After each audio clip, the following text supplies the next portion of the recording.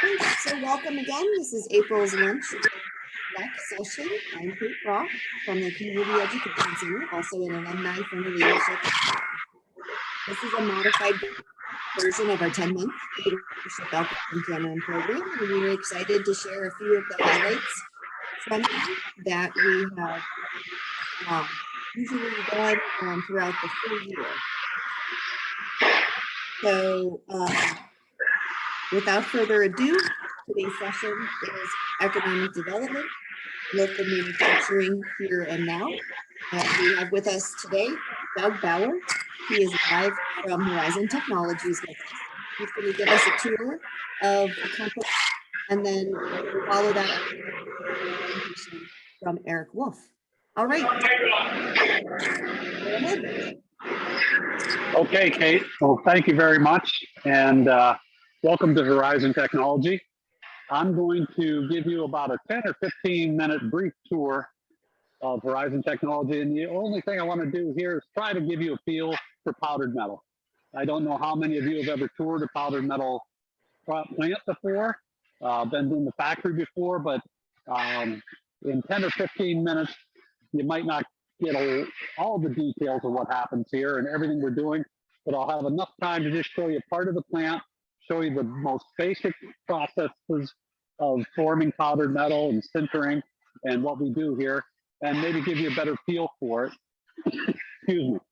And also, as I walk around the plant, I'll try to point out some different areas that we're talking about, how that works, where we get things, how all this comes together, and why and how we do what we do. So with that, I'm going to play with the phone here a little bit, and we're going to take a tour of the plant.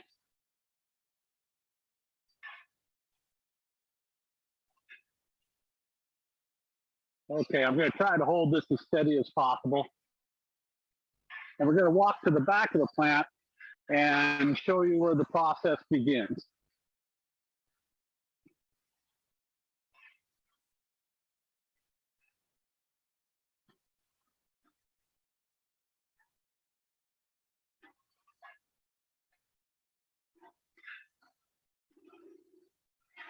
This is where it all begins for us. This is the powder, and this is literally powdered metal. And we don't blend powders here; we purchase the powder. So when you hear about a powdered metal factory, there are companies that do produce powdered metal, but we aren't one of those. We purchase it, and all of this powder that you see is produced either in Pennsylvania or New Jersey, and some locally here in Elk County. So I'll show you what it looks like when it's not in one of those bags. This is powdered metal.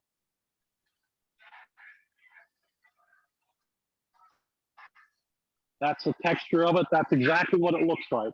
That's about 3,000 pounds of powdered metal that we purchased. And what we do is we take that powdered metal and then we put it onto our equipment, and I'll show you that next, to compact it into parts. Now, the powdered metal itself is very important because, like you see along the wall here, these may all look the same, but they're very different. To my eye and your eye, it all looks the same, but to the people here working, they know each one of these is identified specifically for the materials that are in that bag.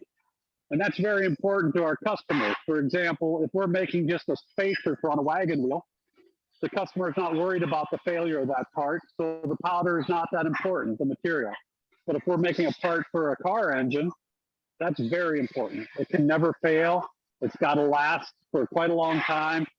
Then these materials are not just iron, but there's other additives that are put in to help the hardness or the strength, whatever characteristic that customer is looking for. So that powder is then put up on these presses. You can see there's a bag hanging there. Here's where a hopper would go. There's two presses down there that have hoppers above them. And what happens is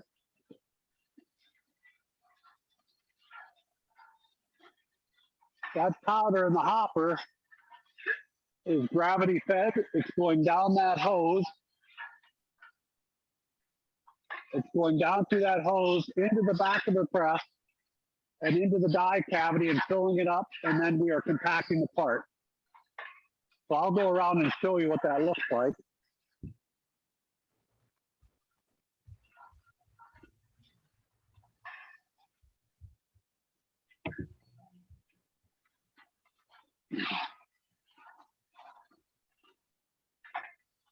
There's what you saw. I was looking at the back of it.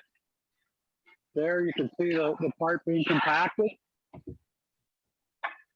You can watch the shoe comes out, fills the cavity with powder. The top punch comes down, compacts the part. It ejects out of the die. The pickoff brings it out, brings it down onto an accumulator, and goes onto the tray. Then the tray goes onto the rack, and then we go over to the sintering department. This will just give you a feel for some of the presses. That's a 500-ton press. This is a 200-ton press, and that's a 250-ton press. All of this equipment was either built in Pennsylvania or redone here in Pennsylvania. We purchased all this from Pennsylvania, and these are our sintering furnaces. This is our next process. So we take the part that has just been compacted and we put it in the furnace. You can see the belt of the furnace. That's a continuous belt that goes into it. And if you look down in, you can see back into the furnace. There aren't parts in this furnace right now, but that reaches about 2,000 degrees. So when the parts go in there, when they begin at this process, they're only compacted, and if they fell on the floor, if we threw them down on the floor, they would break. When they come out through the process, the sintering process, they come out the back, then they're hard.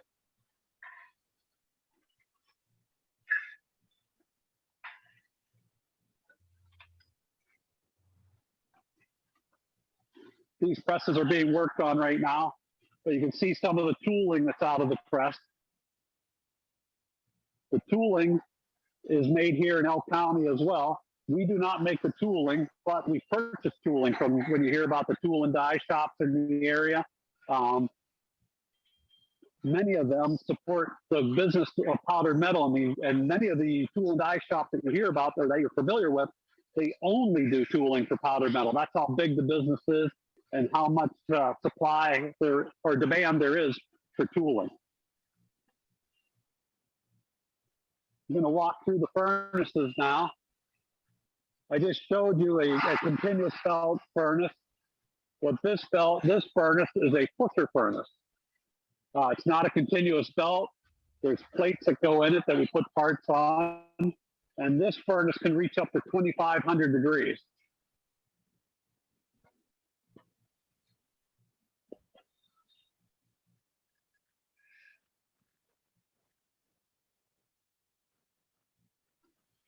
These furnaces as well were purchased here in Elk County. And you can see all the controls that go into it.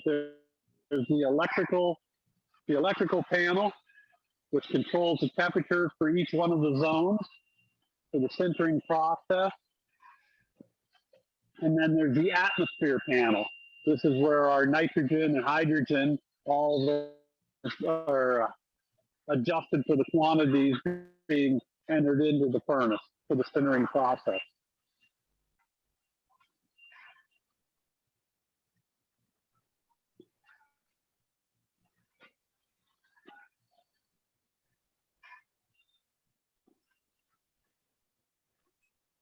See, that furnace is under repair right now. That's the one that there weren't parts going into, and that's why there's not parts coming out of the back of it. But the parts would come out the back. There's one of our pickoff arms. That pickoff arm, a robotic arm, would pick the parts off if it was being loaded. And those parts would go onto a conveyor into our tempering furnace.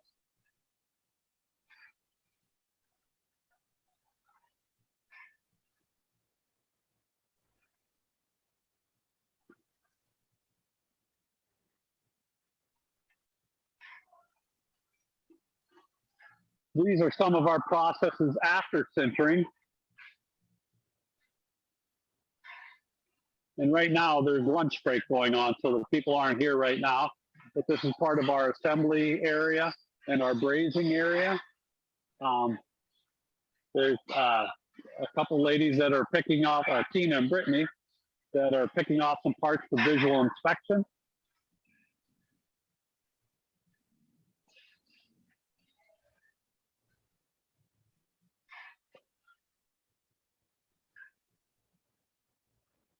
That's our quality lab.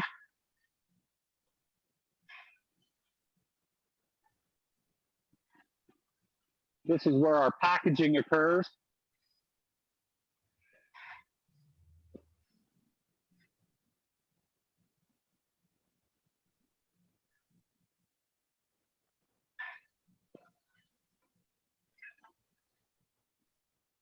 There's Tina and Brittany who are doing some visual inspection and then some final packaging. I'm kind of looping back around now. But what I can show you here too is this is product. There's finished product that's wrapped and being ready to ship. And then we also have some product that's being staged for other sintering operations that need to be done. And also we have parts that go out for machining. Some of this product gets drilled and tapped, or other processes done to it that we don't do here. And again, that is all done in Elk County. We have a lot of heat treaters, a lot of steam treat facilities, secondary operations that support the powder metal industry here in St. Mary and Elk County.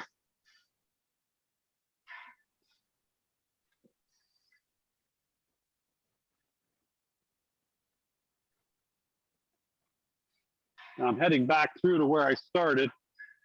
This is our shipping area, and as you can tell, we're getting pretty crowded here. We're in the process of working out the details for a new facility, but because we're bursting at the seams here, but this is some product that's finished and ready to be shipped.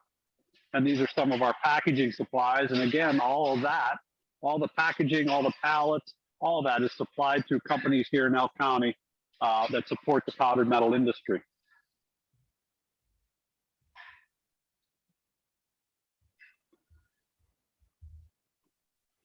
The one area I didn't go into was our machine shop, only because they're all working over there and it's pretty busy. I'd take you in. We do some repairs to tooling, but we don't make any tooling here.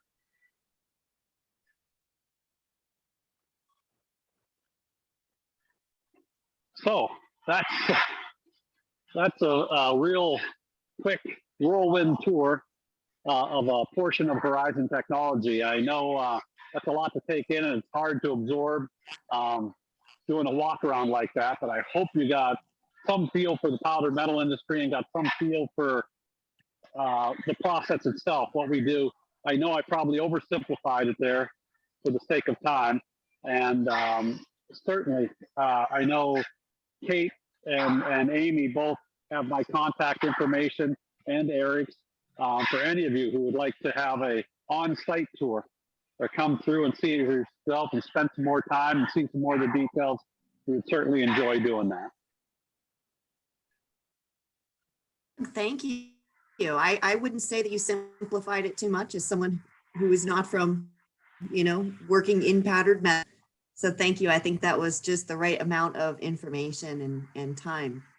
Just a couple questions for you. You mentioned that you are running out of room. We could see it was kind of crowded there at the shipping area.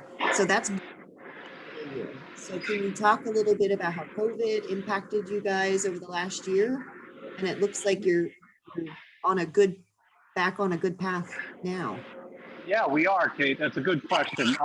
When the COVID first hit, we were literally shut down. It was for the first 24 hours, I should say. Then we were able to get a variance from the governor. We were considered an essential business and we were allowed to keep running. But we had some very strict, we had some heavy restrictions that we had to work under. But we were able to keep running. The problem then came up was those companies that weren't running. So I'll give you an example. One of our biggest parts was going to Ford at the time, and they wanted the parts and they were busy.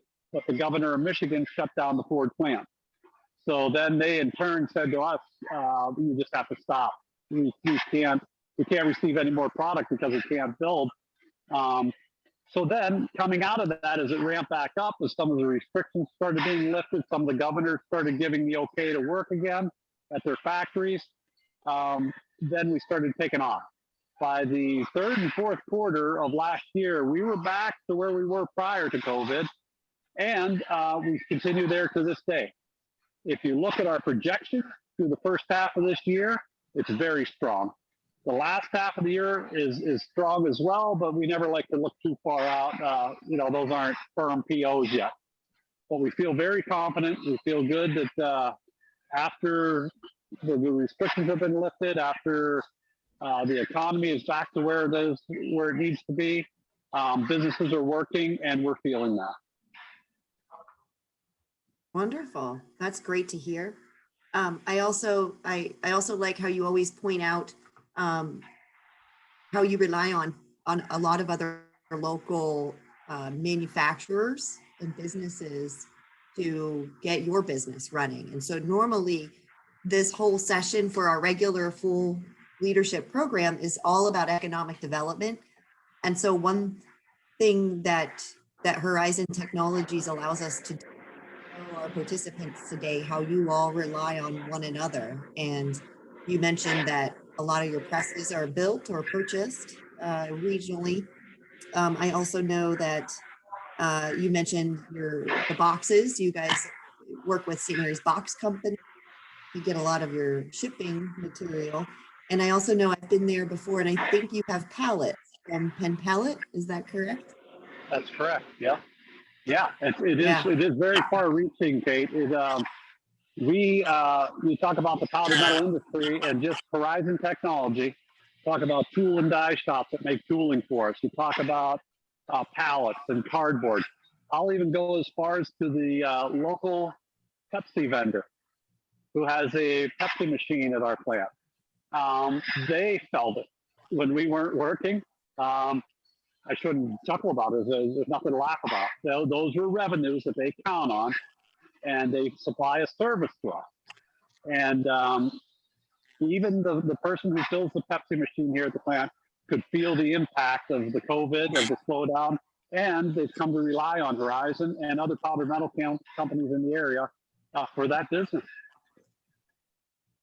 Yeah, great. Okay.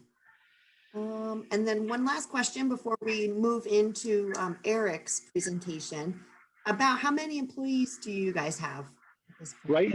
Right now we have 47 employees, and we run 3 shifts. We run 24 hours a day, 5 days a week, and 47 employees right now. Great. And Doug, you're head of HR with Horizon. I am. I'm the head of HR. Yeah, I'm the head of HR, and we're always looking for new people and looking for anyone who's excited in an opportunity. Drop me a call or stop in, and I'll show you the place. Wonderful. Well, thank you very much, Doug. I really appreciate your time. Are you going to stick around for the rest of the presentation today? I'm not going to be able to. Once I click off, I have to head to something else, but thank you for inviting us as well. Sure, you're welcome. And if we have any questions, I'll be sure to pass them along to you. Okay, thanks everyone. Thanks, Doug. Okay, so that concludes the live portion for us here. Unfortunately for Eric Wolf, he's the president of Horizon Technology, so he's Doug's boss, in Mexico this week on vacation. So we actually had him pre-record a presentation for us. And let's see if I can get my screen to come up here. So we'll play that for you.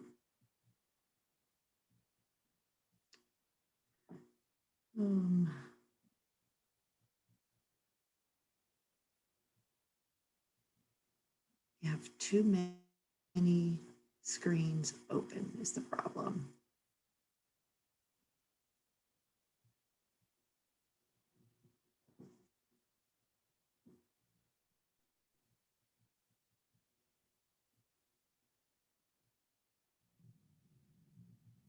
Okay. Now, one more second here.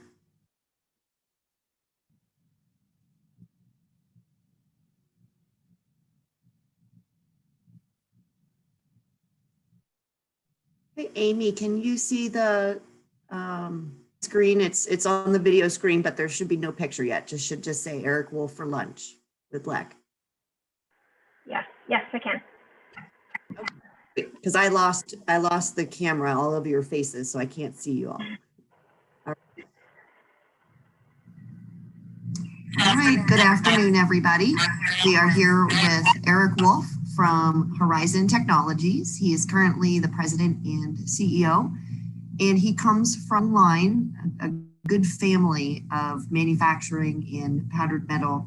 His grandfather and father were actually part of the group that started up Windfall Products, which a lot of you may still know that name.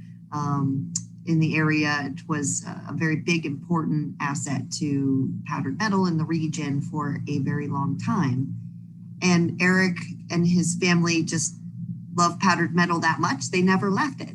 And today we're going to hear about some more iterations of powdered metal and what might be what is coming up next. So just a further introduction on Eric. Not only has he been a lifelong resident of Elk County, he has been a board member for several local and statewide boards, including North Central Enterprises, North Central Regional Planning and Development, the St. Mary's Economic Development Council, the St. Mary's Parish Finance Committee, Life for Independence and Today. At the state level, he is on a group called Team PA. And then he also is the founding president and board member of a nonprofit called Manufacturers for Employee Education and Advancement, otherwise known as MIA. And so without further ado, I am going to give Eric the hosting stick, and we will be able to share his screen and hear a little bit about some things that he's been working on.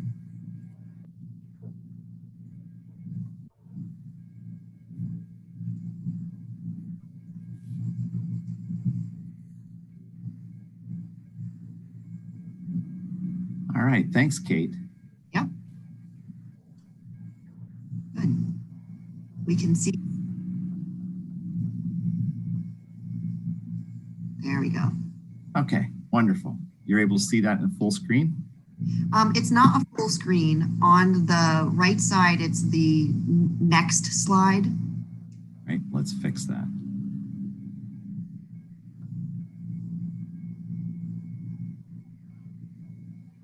Yeah, this is a tricky.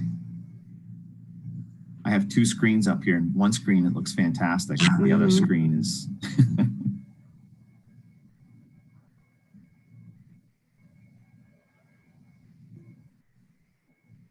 How's that? There we go, you got it. All right. All right.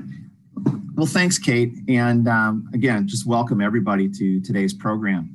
What we want to try to talk about a little bit is, as Kate mentioned, I've done a lot of work. I've been involved with a lot of work associated with economic development within the community.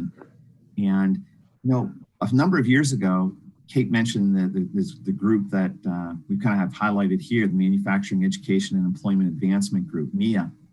And this group really came together a few years ago out of the concern over so many positions within manufacturing that were not being filled. A number of companies, the more we started kind of talking to each other, we began recognizing the fact that we had a problem that was occurring within our community. And that was, we had far more jobs available than we had people to fill those jobs. And it was really beginning to affect our ability to do work, our ability to produce a product, to get the product to our customers. And as we began talking, coming together as businesses and talking about this problem, this issue, we also began to recognize the fact that the number of companies that were beginning to develop strategies that would actually move out of the region because of this problem. And as we first started looking at this, we were absolutely convinced that the problem that surrounded this thing was the fact that people just didn't think manufacturing was cool. And it wasn't the type of jobs that people wanted, and that we had kind of developed this reputation for, not being a wonderful place to work. It's hot, it's dirty, it's all those types of things. And we took a look at our belief was that and finally, you will use box 8 if none of the other exemptions listed in box 1 through 7 apply. To the community. If you And use so this that's box, really kind of where we started. And while we still do believe that there's a component of that, as we began digging into this, as we began really started looking into what was happening here, we started seeing some other things that were occurring. And kind of began shifting our thinking a little bit. So we're going to talk about that today, as well as where things have gone since. Rather, the contractor should start use box into 8 on the REB if we 1220. start looking at the idea of the benefits of Elk County and its industrial economy, and Elk County really is unique from that standpoint. As a rural community, it's not very common to have as much manufacturing as we do within, as an example, Elk County or within the North Central region. That is unheard of in rural parts all across the country, rural communities all across the country. A few years back, Penn State did a study, and their study concluded that in Elk County, for every 100 powder metal jobs that existed, that 68 more jobs were created. So that was the multiplier. Now, normally you would see those similar types of multipliers within a manufacturing economy, but they're about half that number. But in our region, for whatever reason, the powder metal industry was able to create a multiplier of 68 additional jobs for every 100 jobs within powder metal manufacturing. Again, nearly double what you would see in other industries across the country. The other interesting thing that showed up was the fact that Elk County ranks 26th of all the counties in the United States that have the fewest people without health insurance coverage. In fact, in the most recent statistics, according to the Center for Rural Pennsylvania, only 5% of the residents of Elk County are without healthcare insurance, that do not have healthcare insurance. Again, some of the lowest even throughout the country. So that's something, again, for a rural, especially for a rural community, just really unheard of to have that type of economic benefit that we see here in Elk County. So what's driving that? If we take a look at the employment by industry sector, one of the things that we see right off the bat is that manufacturing, clearly with nearly 7,000 jobs, or actually just over 7,000 jobs within the manufacturing sector. Healthcare comes in at just right around 2,000, with retail coming in about 1,500. And you can see the other types of industry sectors and the number of people employed within each of those areas. Now, so clearly there's a lot of jobs that we have within the community that are focused on manufacturing, but let's take a look at wages as well. In Elk County, if we take a look at those same industry sectors, and now we take a look at wages that are paid throughout all of Elk County, about $513 million worth of wages are paid each year, okay? And that's broken down into a variety of industry sectors, with, again, manufacturing representing about 300 million of those total wages.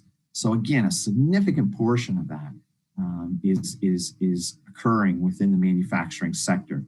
Again, healthcare coming in at roughly about 70 million, and then followed by retail, construction. It's not that we don't have numbers for, well, actually it is. We don't actually have real numbers for the mining quarry or oil and gas. They do not report that data. But if we based on where they're ranked, we know that they're somewhere in between professional, scientific, and technical services and construction. So their relative ranking is right about here, even though we don't have their exact numbers. But that gives you just a general sense of the types of wages that are being, the amount of money that's being brought into the community each year by manufacturing and some of the other industry sectors. Now, when we take a look at family incomes, and this is kind of where the rubber meets the road, if you will. And again, keeping in mind that the rural nature of our community, statewide, the median family income is about $60,000 a year. Elk County comes in at about $55,000, almost $56,000 a year. And you can see the other counties within our region, Cameron, Potter, McKean, Clearfield, Jefferson County, all coming in at, somewhere between, $40,000 to $48,000 a year. So you can see here again, Elk County, clearly ranking much higher than the rest of them. Also of note, and I know, for all the math people that are watching this right now, you're going to say, Eric, you can't compare the average salary to the median family income. And I know that. But I just wanted just for relative, information or facts in case you find yourself on Jeopardy, the average salary for manufacturing in Elk County is roughly almost about $48,000 a year. So that just gives you a rough sense of again, the impact of manufacturing on our local economy. And again, for a rural community, these are just amazing types of numbers. Now, it also translates into some of the challenges that many of our communities have, and many of our local communities have. Here we're taking a look at, for example, poverty of both children and the general population living in poverty. And again, we can see that Elk County comes in at the absolute lowest of all of the counties, and even well under what the state numbers look like. So here in blue, we can see the total number of people living in poverty, just over 10%. And I think the latest numbers would have this as just a little bit under 10% right now. And we see children living in poverty at roughly about 14%. As you would see compared to some of the other counties, with McKean County all the way up to almost 25% of the children living in poverty. So again, you could see, the normal rural nature of what poverty rates typically look like, and as opposed to Elk County with our manufacturing-based economy, being able to create a lot of very good paying jobs. So a really great story that kind of comes out of all of this, and one that we can all be really excited about. But there are challenges to this, and that's, as I mentioned before, the challenge that we were looking at was the fact that while this is all wonderful and good, our concern was for the fact that we can't get people to come into manufacturing and apply for the jobs that we have available. And this was becoming more and more of a concern. Why weren't people doing this? Where were the people in terms of, we've got all these great paying jobs that provide all sorts of benefits, and yet we can't attract people into them. So we began digging into this deeper and deeper. And we started looking at population curves over the last, as you can see here, going back as far as 1970, and then coming through the 80s and all the way up through to today. You can see we had a peak in the 80s at about 38,000 people living in Elk County. And we're projected, we don't have the actual numbers yet, but we're projected that, we were projecting that the numbers by 2020 would have dropped down to about 30,000, almost 31,000. In fact, right now, all indicators are that when we do finally see the actual numbers come out for this, we're going to be seeing something much closer to about 29,000 people living in Elk County today. And so those drops accelerated even faster than what were being projected just a few years ago. Now, if we take a look at this decline, going from 2010 to what's being projected through 2040, we can see that's an additional decline of about 3,200 people, with about 2/3 of that coming from natural population change. So more people dying and fewer people being born. So we just see that natural population change. And about 1/3 from migration, more people leaving the county to go live somewhere else as opposed to those coming into the county. And so that becomes a bit, so that's kind of a breakdown of what we're looking at. But that didn't really tell the whole story, because we also recognize that we have an aging population. So what we wanted to try to focus on was, well, this is good information, but what about the population of the working aged people, that age from, let's say, 20 to 64, what does the population look like going forward from there? And so we were able to obtain information that touched exactly on that. Elk County working age adults, ages 20 to 64. And again, we see a similar type of trend as we saw previously, peaking back in 1980, and then coming through 2010 and into 2020. But here's the part that gets scary. Take a look at the numbers from 2010 to what's being projected in 2040. Now, the difference with these projections is the fact that, for the most part, these people are born. We were able to simply take birth rates, actual people who were born, and we're able to project those numbers forward. And so what we're able to see here over this next 20-year period was an additional decline here of 29% reduction in population. And this is the part that when employers or potential employers take a look at this, this is what terrifies people. This is what gets people looking at this type of data and saying, hey, wait a minute. I mean, there's no future here. Bring a business in, I'm going to bring a business somewhere else. And so it becomes extremely difficult to retain investment in this area, as well as attract new investment into the area.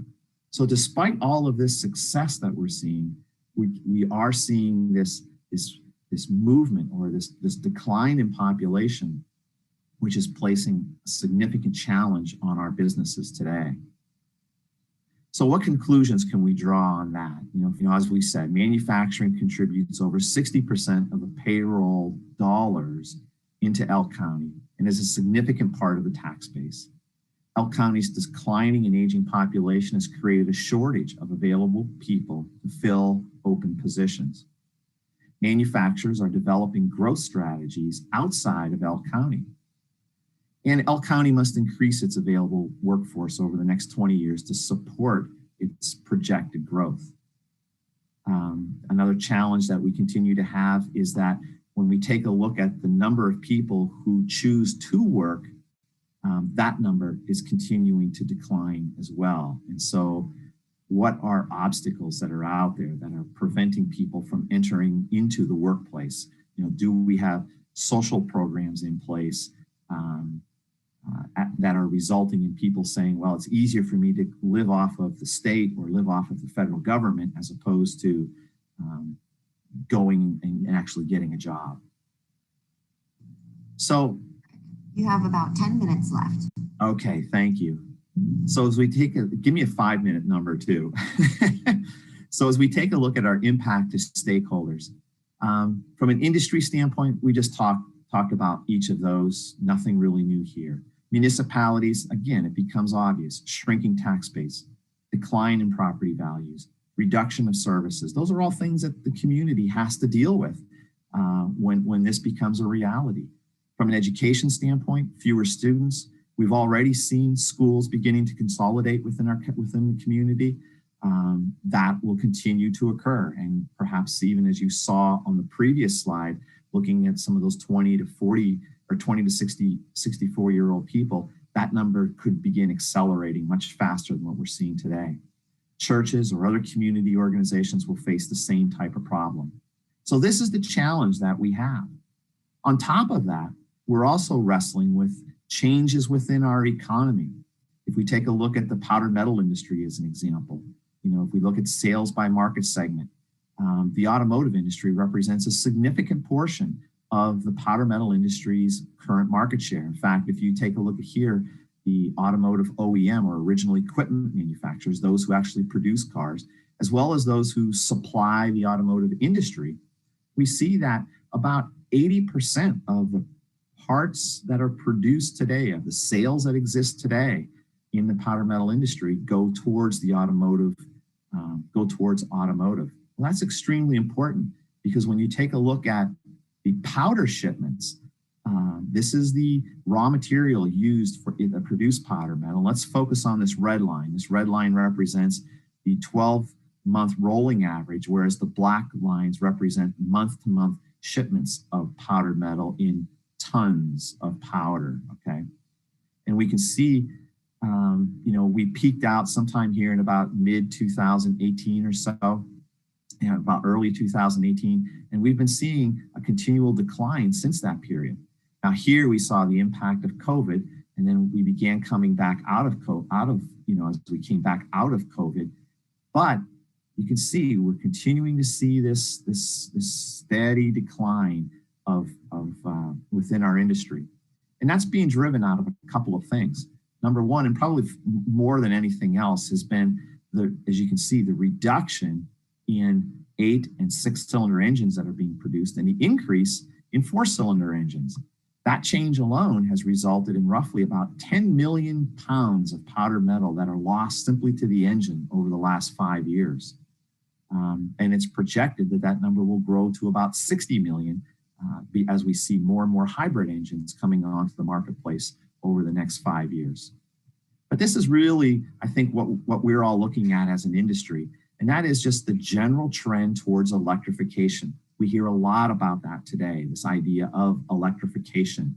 And you can see in this particular slide here, the orange represents the internal combustion engine, and all these other colors represents variants of either hybrids or fully electric vehicles.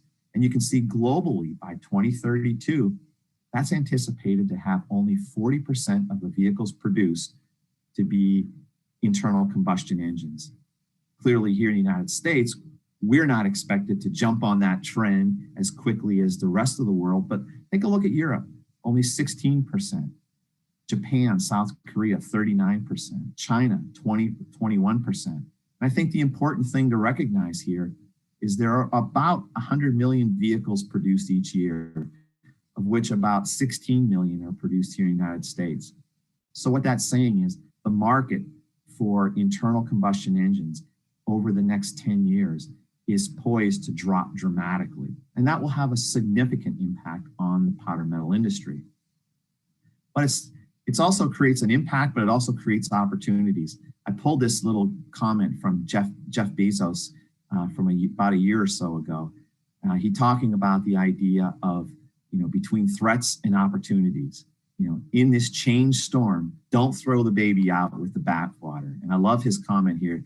I frequently get asked the question, what's going to change in the next 10 years? He goes on to say, I almost never get the question, what's not going to change in the next 10 years? And I submit to you that the second question is actually the more important of the two, because you can build a business strategy around the things that are stable in time. So while we can get nervous and afraid of all the change that is occurring within, as an example, the automotive industry and then how that could affect our community, but the one thing that will remain a constant is that people want to move, and people want value, and people want flexibility. People want to feel environmentally responsible, and people want to be connected.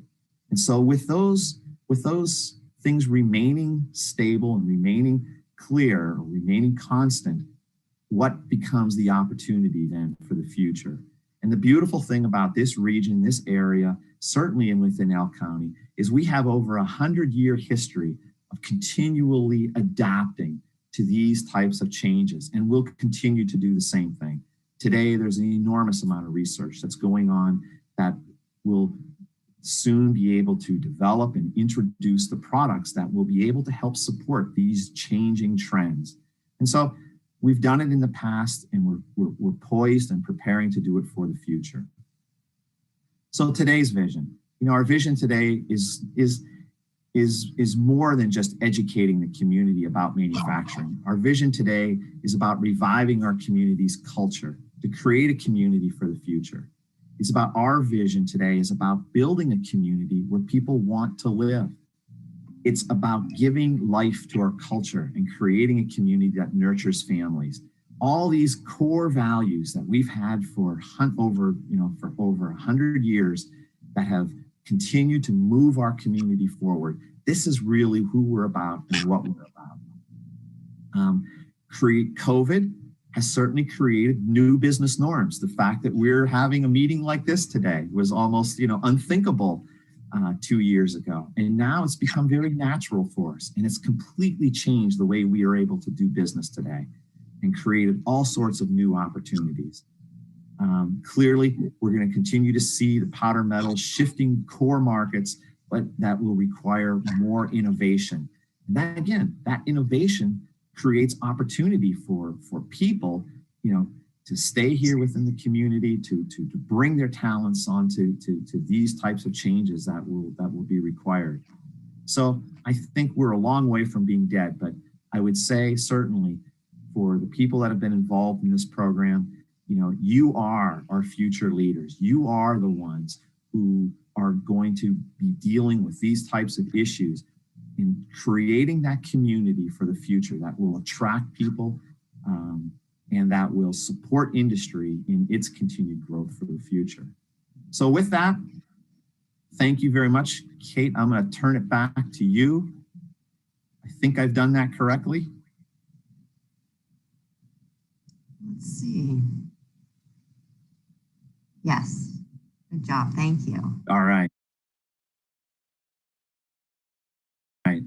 Great. Well, thank you very much, Eric. I see this presentation in some way, shape, or form almost every year, but you change up the information, and either way, the data is all good. I always make a note about something different every year that I'm sure you said the year before. And so I will never tire of this. And well, I would encourage people also, the Center for Rural Pennsylvania. It's a great place to go. You can find all of this information and tons more about our community. It is an amazing resource that has countless amounts of information. If you really want to, I kind of tend to be the data geek. So if you really want to dive into it though, and really get an understanding of our community and how we compare to other areas of the state, it's a wonderful website. I would encourage you to go there. Wonderful, great. We will definitely send the Center for Rural PA's website out as a link in the follow-up email to the participants today. We will also send them your email address, if that's okay, Eric. Yes. If they have questions. And I know Doug is going to be providing a live tour, or already.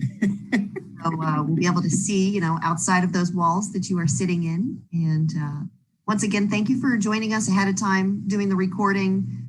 Glad to hear you will be on vacation the day that we are actually going to be having our lunch with LEC session in April. So thanks Great. again, Eric. If Thank we don't you. before, have a wonderful vacation. All righty. Thank you very much.